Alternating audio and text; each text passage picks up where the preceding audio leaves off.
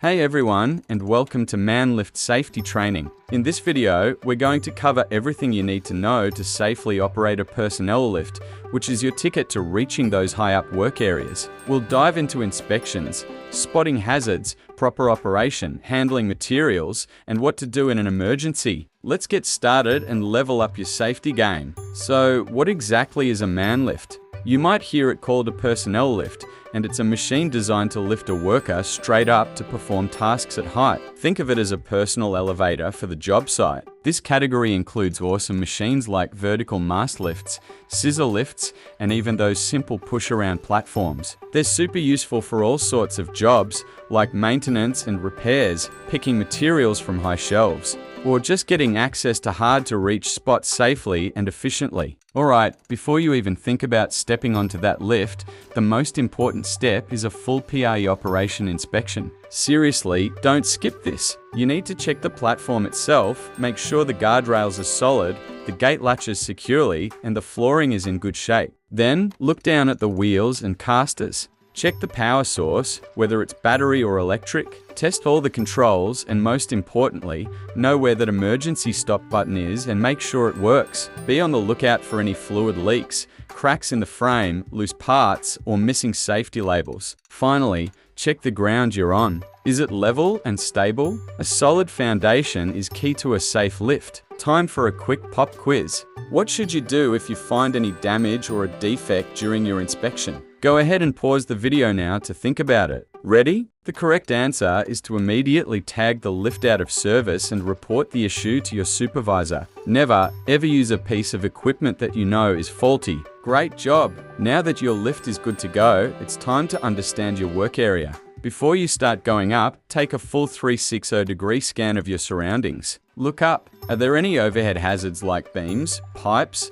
light fixtures, or other equipment you could run into? Now, look around at ground level. Are there shelves, machinery, vehicles, or other people moving around nearby? You need to make sure you have plenty of clearance to raise the platform without hitting anything.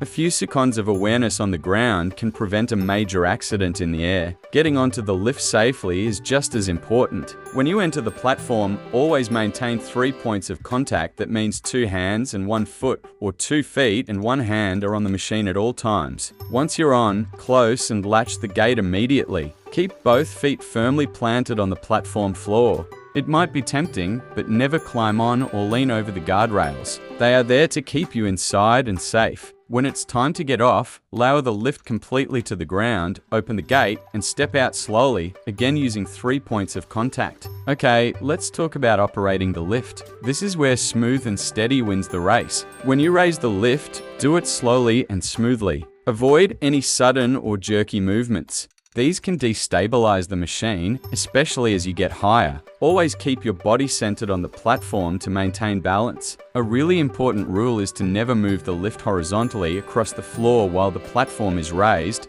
unless the specific model is designed for elevated travel. For most lifts, you must lower the platform completely before repositioning the base. Alright, here's another question for you. Why is it so dangerous to move a lift while the platform is raised? Pause the video and think it over. And we're back! The correct answer is that moving while elevated dramatically increases the risk of the lift tipping over or you striking an overhead object. It's a leading cause of serious accidents. Well done! Next up, material handling. Lifts aren't just for people. They can help you move tools and materials, but you have to respect the limits. Every lift has a rated weight capacity, and you must never exceed it. This capacity includes you, your tools, and any materials on the platform. When you do load materials, keep them centered and secured so they can't shift or fall. Avoid stacking items too high where they could become unstable or block your view. If something is just too heavy, bulky, or awkward to handle safely on the lift, don't risk it. Find the proper equipment, like a forklift or a crane, to do the heavy lifting.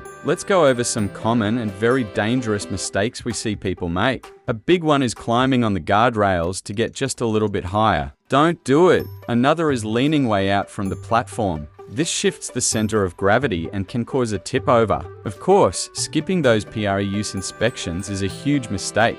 Another classic error is raising the lift under a low ceiling, near power lines, or in an obstructed area without checking for clearance first. And as we just covered, moving the lift while it's elevated. These are all recipes for disaster, so please avoid them at all times. Your safety depends on it. So what happens if things go wrong? You need to know the emergency procedures. If you have any problem at all, your first move is to press the big red emergency stop button. This will halt all functions. If the lift gets stuck in the air and the platform controls aren't working, don't panic.